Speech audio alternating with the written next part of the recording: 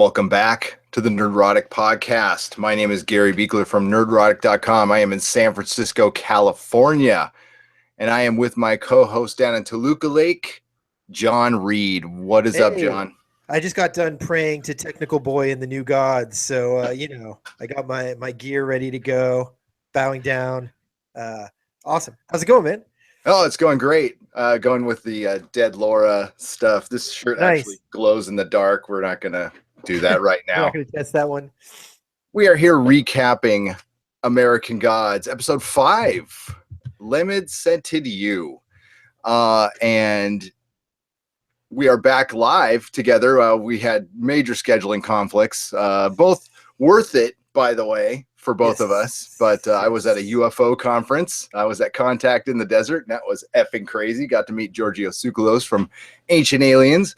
Well, I've known him before, but it was great to see him. He's a cool dude. He's an actually good guy. And you were doing, I don't know if you can even say what you were doing. I can see what I was doing. Mine was maybe less worth it because seeing Pirates of the Caribbean at an early screening, it's a Pirates movie, but hopefully this will lead to more early screenings and even us being able to talk about things early in the future. So, planting the seeds for the Nerdrotic podcast. We love that. So, John, I am loving the show. More importantly, I'm loving the changes they're making from the book, which I like the book. I don't know if this kind of should be a big fantasy series. And I don't, and even Neil Gaiman has said there's no way he's ever going to punch out like a Game of Thrones or anything, or Lord of the Rings. And I think we're going to get a second book eventually. And he's done some side stories, but what he's laid out, it's almost like his book is an outline, and the show is really taking advantage of it, and the changes are amazing. Last episode was my favorite, and I've watched it like 4 times, but I love this episode too. It's just improving as it goes along. The show is catching fire. I noticed on Rotten Tomatoes it's at 96%. That's crazy. Although the audience rating is only at 85. Metacritic is I think 8.6 out of 10 or something like that. So it's up in the 8.5 to 9.5 realm, which is pretty great. It is, but it's a polarizing show. I've seen on our comments, and we're not alone. I've seen on other comments on other reviews that it's just there's some people who truly don't like the show, and that's cool. That's fine. There's people who didn't. There's people. Dennis doesn't like Game of Thrones, so you can't make everybody happy. Crazy talk, I say. But this one starts out really cool with an animated scene that I love, and it's supposed to, I guess, kind of look stop motion. It looked very Nightmare Before Christmas a little bit, Yeah, what did you think of that? What did you think of that choice? I loved it. I thought, I love the reasoning. I watched the interview afterward with Brian Fuller, and he just said, "Well, we had a director who did some animation, and we just kind of said, hey, go make us something pretty, which." Quite frankly, that happens in Hollywood a lot. A lot of guys will stamp their name on something that somebody else did. So I love that Brian Fuller gave this guy full credit on basically writing and directing the scene. I thought it was wonderful. And I thought it really did fit in with this episode. And it was, I'm going to mispronounce this god's name, Nanu Nani, I think the god's name was. And just in a nutshell, it showed Ice Age civilization coming over the land bridge, which we know, that's how some people came over, but not all people. And they basically gave up their god for the new god in the new land. And what the parents got, I think that was the mom and dad. I'm pretty sure. Well, the mom got sacrificed to the new god, and they fed the kids her heart. Was it her? They fed her children. That's a reference later when we see Laura Moon's heart turn on, right? When she's kissing Shadow. So we get kind of the heart symbolism between there is some heart symbol, but I think it's more of kind of symbolism for the new gods. Yeah. You know, it's like we're getting you through your children. You know, we're gonna kill your parents, and that's the whole deal behind the new gods. And this is where this show expands on the new gods kind of better than the book. This is a very early, and I'm getting ahead, but I don't want to bury the lead. We get to see Mr. World. We finally meet Mr. World with the great Crispin Glover, who is a vampire. The man is a vampire. Do you see that head of hair he's got? I mean, you see what I mean? He's 53 years old, so he's only 5 years older than me, but like he looks great. And and he is a well-known, you know, crazy person. In the post interview, they talked about him. I guess their first meeting, he rode up on his bicycle in a velvet suit. It's like, I fucking love that, man.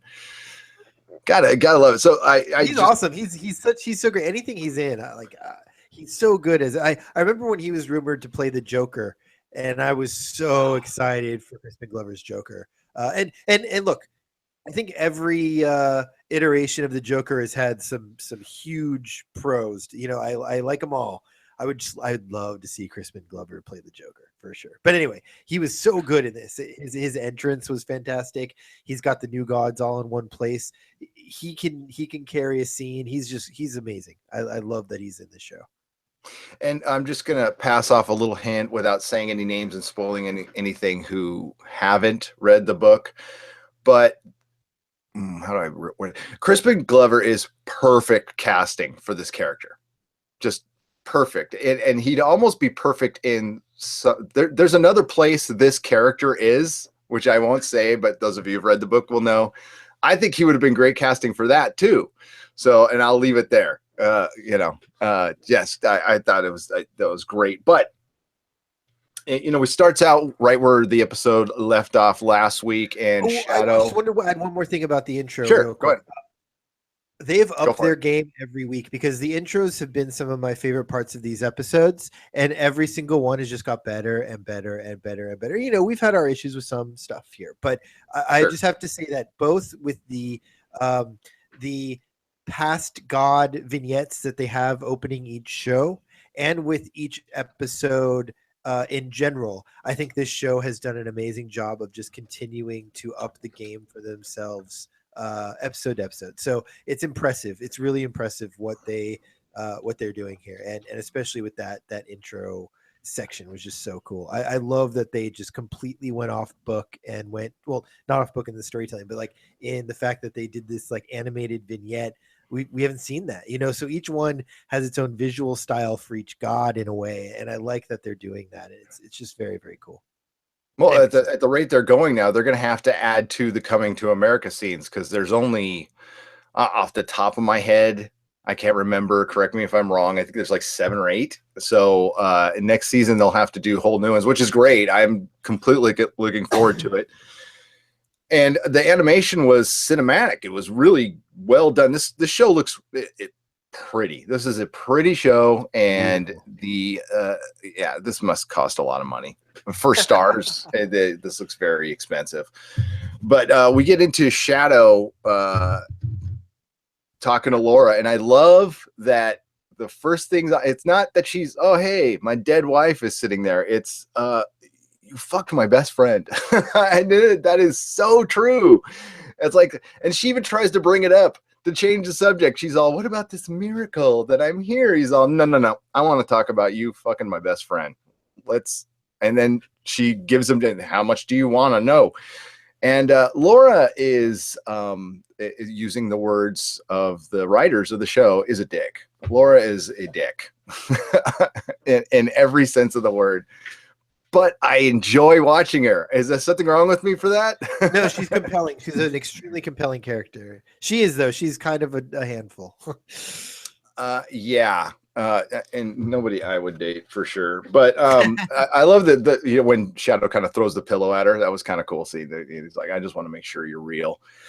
So they work out their differences a little bit, and she takes a warm bath in the anticipation of little lovey-dovey. I don't know what she was expecting, but Shadow is not her puppy. I mean, and he says it, you know, and he kind of goes on his way. Well, he does it involuntarily, of course, but you know, I don't think he's having much allure anymore, and she's got some work to do. And, you know, her story, again, I will say it again, I am really looking forward to her, well, hopefully her redemptive arc. She has one in the book, but they said they're going to, she's going to be in this so much more than she was in the book. And, you know, when I first heard that, I'm like, I wonder how they're really going to do that. But, you know, that's why I'm not a writer. There's so much material in here that they can use.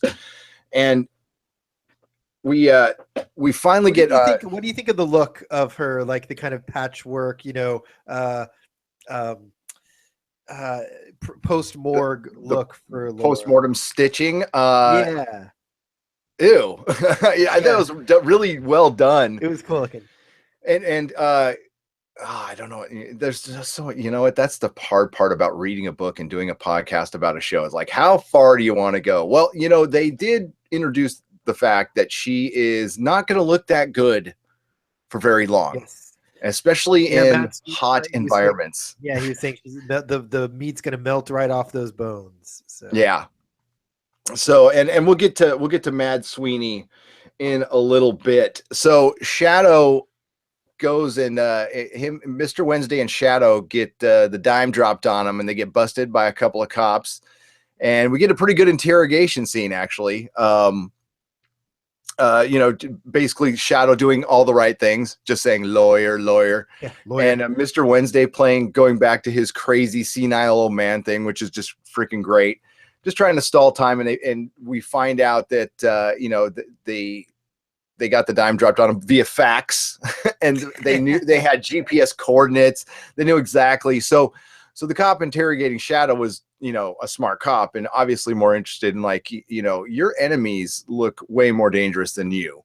So why don't you tell me who they were? And she cracked Shadow, which is pretty good.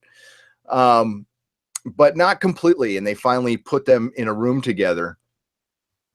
And before I didn't want to get too ahead of myself here, we get the technical boy, and to me, well, there's like two great scenes in this episode, and the technical boy comes out of his mansion, vaping. I love that he's vaping, by the way, and he gets pulled into his own VR unit, which you are wearing on your head, and it's fucking Ziggy Stardust, David Bowie, and played by Gillian Anderson, man. It was just so cool looking. It was so cool. That whole thing was so cool. I love the new gods on this show. I love the new gods on this show so much. Oh, it was so good. I could actually, well, I do worship to media. I mean, me too. Hello. So she is our goddess, and I'm down with it, especially when she's changing in the David Bowie. And she did that so fucking good. And I love that they had a conversation about, you know, marketing and brand, and like, this is really bad for our brand to be lynching a black man. You know, that's not really a good look. And, you know, with Technical Boy, they said they were going to characterize him differently than they did in the book, but I don't think they really have, other than the look. He's supposed to be like a zit-faced fat kid, but now he's just a skinny, annoying one who's kind of well, I wouldn't call that a hip-hop fashionista or whatever, which is like Beaver, right? He's like as if Beaver were a god. It would be this which is a little more accurate. I was, you know, I don't see him being on 4chan but I would see Technical Boy as like a 4chan guy, you know, whatever a 4chan guy or girl is. And why does it have to be a boy? It could be a girl. And the gods could change sexes. They're just ethereal beings. So that whole scene between them, and then she wants him to apologize for, you know, for the bad look. And it makes you wonder, like, what's their game here? And, you know, I think it lets you know pretty early that it's Mr. Wednesday stirring this shit up. It's really really not the new gods, or not all of them, maybe, I don't know. And it also shows the vulnerability, I can't talk, of Technical Boy, that he is just a boy, you know, he's an idiot sometimes, but maybe they get into the idea of like power versus wisdom later on. And they get that point across pretty effectively later on. But I like the petulance of Technical Boy, because he is probably the most powerful. If power comes from worship, or people using your essence, or manifesting through whatever, Technical Boy he's the most powerful. So I like the idea that the most powerful kid, or maybe the most potential of these new gods, is kind of a little prick. Yeah. It's interesting. Well, and I could be wrong on this. In the book, I always got the impression that Technical Boy was kind of the most powerful. I mean, besides Mr. World. But in this episode, it really looked like Media was still the most powerful. And that's a conversation. Leave it to a fucking TV writer to make Media more powerful than the technology, right? Come on. Agreed. And that's where this show can get so juicy after this season, and have like the civil war between the new gods. That'd be great. And if it just becomes about the new gods, I am totally cool with that. Me too. But because that was the one thing that popped out to me, is like, maybe 10 years ago, but he is the most powerful god, and maybe in the end, maybe they will change it. But it was still nice to see Gillian Anderson like pulling off the accent perfectly, throwing in some David Bowie lines in there, putting out fire with gasoline. Cat People, yes, one of my favorite songs. But I like the soundtrack version. She does the thing of Marilyn later, like speaking in Marilyn quotes. It's great. Oh yeah, no, she. Oh man, I wonder what they're gonna do. I can't wait to see what they do next. They only kind of glossed over it in. They make her like a news broadcaster later in the book, but I hope they do tons of icons, like and it could be anybody. It could be, make her Johnny Cash. That'd be fucking rad. Oprah. Oh, that'd be great. And it makes you wonder about other gods that like they mention in the books, but they could really bring in, like the god of cars. They mentioned in the book infrastructure god. Well, yeah. I mean, right? The god of cars. What did they in the book? I'm going to paraphrase here. Like, he gets the bloodiest sacrifices of them all. I mean, more people die in cars, so he would be super powerful. I mean, if that's what they get their, it's belief and sacrifice that they get their powers from. Or like an opiate god of some sort, like a drug or alcohol type god. They do have that again. They're mentioned in passing. I think there was a cancer god or something like that. It's interesting. Oh yeah, and then the whole Jesus thing that they omitted from the book, but apparently they're going to put into the show. So yeah. So then we get my favorite character, Mad Sweeney, coming in, and this was another great scene, and between Laura, and she calls him a ginger minge, and she kicks his ass, and apparently she's got these superpowers. It's not just zombie Guardian wife, it's super zombie Guardian wife, which I still think is very sexy. Stitches and all. Yes. Stitches and all. She's very pretty, but very young. So whatever. But her kicking his ass, and then when he finally does get her, he's trying to get his coin back. She's not gonna effing give it back. No. And and she's and she has to give it. We find out, like, he can't take it from her. No, he can't willingly, unless she dies, and it's gonna eventually just melt out of her at some point. But that could be a long time. And the story behind that coin, if they tell it from the book, is Mad Sweeney doesn't have forever to wait. Okay. Then we get, when he finally gets pissed at her and he puts her in the tub and he starts strangling her, cops come in and she plays dead, and he's like, you're an asshole, dead wife. You're an asshole. Dead wife. I know. Yeah, it's so good. I mean, dude, there's a whole show right there. Dead wife. Come on. Yeah. Dead wife. Oh God. maybe an unfortunate title, Master but you know, Doc says fucking dead wife. yeah, that's kind of iZombie, I guess, but you know, whatever. So we get the big scene in here is we finally get to see all of our players in one spot. The interrogation goes bad. Wednesday and Shadow's actually pretty pissed at Wednesday, and I guess he still doesn't totally know who he is, and he's trying to figure it out. And he susses out that Wednesday's, scared. He's scared of whatever's to come, or is he? I don't know. And we finally get to see, Crispin Glover, Mr. World, but it starts out with Gillian Anderson showing up again as Marilyn Monroe. So it's kind of an extra treat. We didn't see her for a couple episodes, and then she comes back as two different characters. She comes floating in the room. Shadow's totally freaked out. Shadow's like, "Why are you floating? Like, how is this going on?"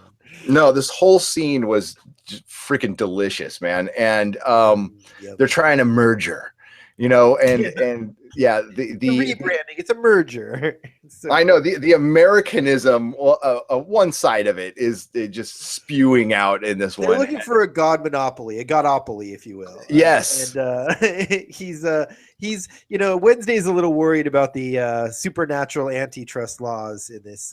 I know. Not all for it. Well, and then they offer up another god here. I guess we're going to kind of see him next episode, but the military industrial complex god. And they offer the Odin missile, and they do it with a whole animated thing with the unicorns talking about killing all the North Koreans. They will all know your name. That was edited in such a fantastic way. I've had my issues with the show, but that was one of those scenes that you just this is a perfect blend of creator and source material, and I just loved how all of that looked. It kind of reminded me of that scene in Serenity that Joss Whedon had where they're parsing the weird cartoon coded message, the anime message thing that's has that tentacle monster sprouting stuff. It reminded me of all those kind of cool things we see from a lot of these creative minds in visual media. So I enjoyed this scene a lot. It just looks so good. Yeah, I thought Legion would be the prettiest thing I saw this year, and this is kind of blowing Legion away, which is saying something because Legion was very pretty. Just all the walls becoming a TV screen, which was great. And also, I love the technical boy having to come in and apologize, and I got a real Scott Evil vibe, because after they're all done, they're like, okay, well, you think about it, and we're going to go now. And he's like, we got him right here. Have him say yes or no, and then shoot him, and it just reminded me of Austin Powers. It's why are you leaving him in this room to get away? He's in handcuffs right now. Yep. And then media blows the kiss and knocks his front teeth out. Fuck yeah. That was crazy. So yeah, she's pretty she's pretty powerful. She's pretty powerful. But Mr. World, we got the vibe off of him. I mean, we don't know what he is the god of. I can't figure that out. I don't remember the books very well, so I'm having a hard time remembering some of these new gods. I remember the old gods a lot better. And so I'm excited to I'm sure it'll dawn. I'll be like, oh yeah, I remember that. But right now I'm just kind of enjoying the fact that he's a mystery. He's a good mystery. Well, he did insinuate that he might know Shadow, and I'll leave it at that. But I love the scene where, again, this meeting is happening way sooner than it did in the books, and I'm really glad it did. And I hope we get more. I hope this isn't the only time we see Crispin Glover this season, although I do think it is. And I love you saw the source of his power, and when he was going over Shadow's life, and he tells him how many sexual partners his mom had. That is not necessary. That was the most interestingly crafted "your mom's a slut" joke in the history of "your mom's a slut" jokes. It was, I don't know, 86. Whatever. I don't judge, man. This is your masturbation face. It was also your mom. Right? Oh God, you look most like your mother when you're masturbating. Smack. Oh my God. So when okay, so they leave, and when they get all Shadow's like, is this real? And Mr. Wednesday is all, it's still happening. And we get our second little appearance of Mr. Nancy, who I cannot wait to see. I'm waiting to see Mr. Nancy. I love Mr. Nancy. And we saw, the little spider, and I didn't realize the spider was that small. I thought it was just a bigger spider. I just had it in my head that he was a bigger spider, but I guess not. Sure. And I just wanted to say one thing really quickly before go ahead. We move on, because you just mentioned it and I looked it up. Mr. World. So Crispin Glover is going to show up in 3 more episodes. Oh, good. So I think that's all of them, right? So that's it. Yeah. Yeah, he's going to be in every episode going forward, at least at some point, because he was only credited. He's credited in the first 4, but then he gets actual credits in Lemon Scented, You, A Murder of Gods, A Prayer for Mad Sweeney, and Come to Jesus. So we'll be seeing him quite a bit, I hope. Wow, those episode titles tell a lot, actually. Yeah, it's more than halfway over, and that kind of sucks. And I have a big question about the end when they're escaping the police station, and this tree, whatever they walk by, was it a table or something? And then an eye pops up. And I thought I was paying attention, but I guess not. And then this tree like stabs Shadow and starts growing it grows through a dude and through the building and kills 2 more cops. Well, what was that? I mean, is it the poltergeist tree? Like, what the fuck was that? I have no idea. The Giving Tree, that's for sure. No, I mean, was it the tree that showed up? Was it there's like the life trees that they have in the books? Was that one? I mean, I have no idea what that was. So if somebody could chime in, the first person who chimes in and tells me, Doc just tried it. Is it the Tree of Life? Yggdrasil, I never know how to say it, but yeah, that would be Mr. Wednesday's tree, right? Oh, this. Well, why did it stab Shadow? That is awesome. Then that's our winner right there for an Amazon gift card. Thank you for answering that. Well, oh my God, you threw me a little bit with the prayer for Mad Sweeney episode. I'm like, oh no, man, I want Mad Sweeney for like 5 seasons. Spoiler warning there, but and then we find out what happens to Laura after she plays dead. Did that morgue guy die? Did the mortician die? I think so. I'm pretty sure. Yeah, She got hit pretty fucking hard. So she's in one of the drawers and she pops it up with her legs and offs the dude. She's like, huh, bummer. I like how she went over to the Jane Doe and grabbed her clothes so that she's not naked anymore and could blend in a little bit. But apparently she still smells really bad. So, it's not a lemon scented. No, not a lemon scented dead wife. Oh my God, they go in that such. There is okay. I have never gotten like grossed out to the point of when I'm either listening or reading a book, and I was down in Joshua Tree and I'm listening to American Gods again, and I'm at a scene that's later in the book where she's pretty much decayed, and somebody gives her some water that kind of helps her heal a little bit, and the description of like her throwing up like bile and pus was so descriptive. I had to stop listening. I was eating at the time. I'm like, oh, I'm not even hungry anymore. I mean, I truly got grossed out. So well done, Neil Gaiman, because I don't get grossed out by anything, at all. Okay, that's a lie. The mountain crushing the Red Viper's head in Game of Thrones. That was bad. That was really bad. It's like Gallagher, but with blood. I was on a date night with my wife that night. A date night at home, like there was no kids and everything, and it just killed. We're like, okay, I'm going to bed. I'm disturbed. Meanwhile, spoiler alert. Geez, we're gonna have to put a spoiler alert in the audio version of this for people who haven't seen Game of Thrones season 4. Exactly. Oh, you know what? You're on your effing own. That was 2 years ago. We have a 2-week spoiler. If you haven't seen it in 2 weeks, then you don't care enough. Okay? That's what I say. You just don't care. Don't tell me about you don't have time. Don't talk to me about time. I've got 2 kids, married, businesses. So yeah, that was a really great episode and a great series. I am liking it more than you. Yeah, is that okay? That's cool. Fair. That's fair. That's all right. And that's why our other co-host, he doesn't even like, Dennis doesn't like what he doesn't like, and he won't give anything a chance, and that's cool. That's why we love Dennis. And he's like, yeah, I'm not going to take part of this one. I don't like Neil Gaiman.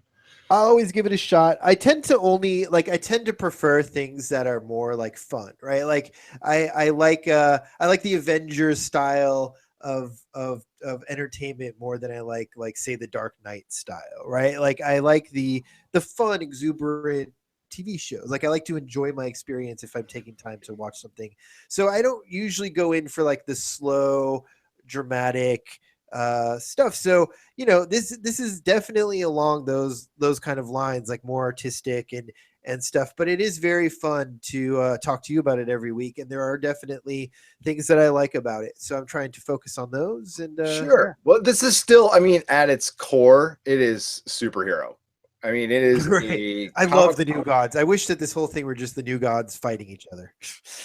Yeah, and at the time, Neil, I'm totally in defense of Neil Gaiman. At the time he wrote it, it was more interesting to tell because it's basically his story coming to America told in a League of Extraordinary Gentlemen kind of way, and his experiences and his and I really love that he didn't go to typical places in the story and goes to like Wisconsin and Eagle Rock or Eagle Point, Indiana, and just checks out other parts of America. Yeah, goes to Chicago, great town, in the summer. But I think times have changed, and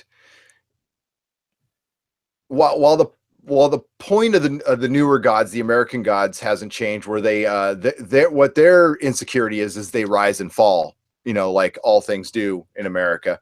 And I think part of the interesting thing, I was thinking about this, what's interesting to English, especially Englishmen and English writers who are fascinated about America, is you're seeing a culture, this multicultural thing being created right before your eyes. Like all the other countries, most other countries, especially the one they're from, England, is hella old.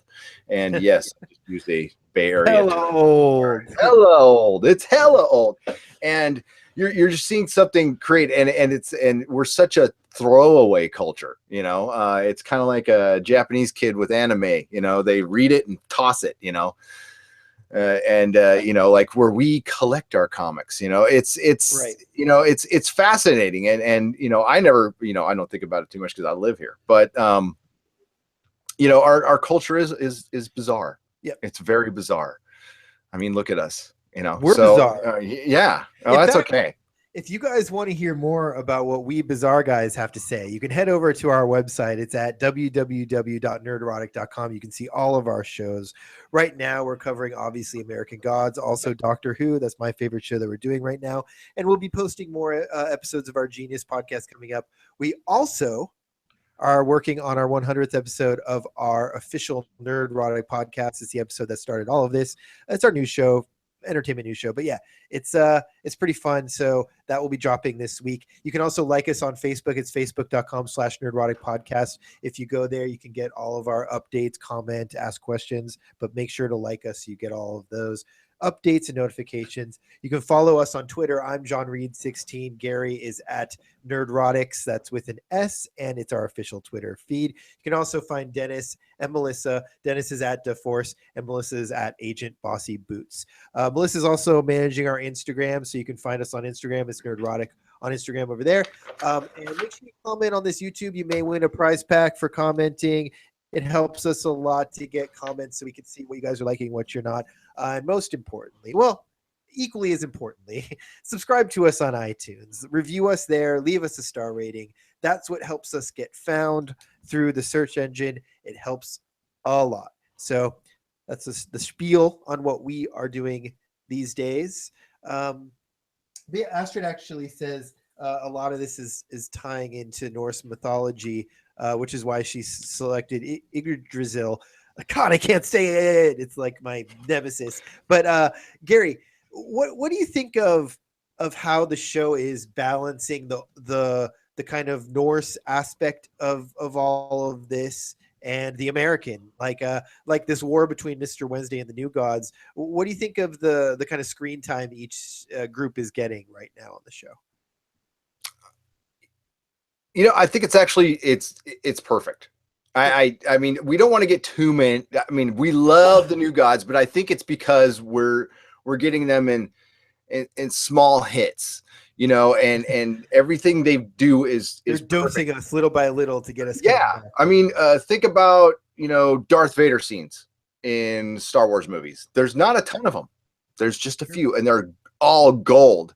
And I think that we're getting, it's heavy on the Wednesday and Shadow thing right now, and they did a whole episode on Laura, which was awesome. Like I said, no, I think it's just right. And I love that they used the Norse mythology when it would just be so much easier to use the Greek. I think he Greek and Roman. Yeah. That's what people mostly do. But I like that we're getting the Norse, the like Native American gods, and the we're getting a lot of the Egyptians. They're dealing with a lot of the more pre-Ice Age gods. That's cool. No, that's hopefully they'll mix in. There wasn't any really South American ones, which Quetzalcoatl and stuff like that. So I would love to see more of that. Because that would be good for season 2, because that'd be some bloody stuff. So have you read? I know it's a funny thing, funny author name, but his name's Michael Scott, and he did the Enchantress, the Magician. What did he? I forget what the name is. Anyway, it deals with a lot of these different gods as well, and it's really quite good. It's young adult literature though, so it's not as like deep, I would say, as American Gods. So I'm looking it up while I ramble, but it also has like immortals in it. So like Shakespeare is a character, and Billy the Kid, I think, is a character. It's The Secrets of the Immortal Nicholas Flamel is the series, and I think there's like 7 or 8 books. But I highly recommend it because there's a lot of Egyptian gods in there, South American gods in the book, and it's also very interesting. I could see it playing off of American Gods really closely, so I recommend that one. Excellent. Yeah, well, if it's young adult, it's probably right at my maturity level. So there you go. Me too. Oh man, I got carded for a pack of cigarettes the other day. That was a joke. Whoa, that's dude. I laughed and thanked her. I was like, "Thank you." I think she was just more mad that she had to sell cigarettes. I think she was going to go have one herself. So, although smoking is bad for you kids, yeah, don't smoke. Don't smoke. I quit last year. Good for you. Yeah, someday. So yeah, we already gave the lowdown on how to find us. Yep. So we'll see you. We'll be back next week. John, I don't know if you'll be back next week. We'll see how our schedules work out. But we'll also be back for Doctor Who. We're kind of going light on the podcast right now, believe it or not. We're only doing like 2 or 3. So we'll be back next week and at the same time. So may the small folks sing songs of your greatness. Awesome. Bye, everybody. Bye-bye.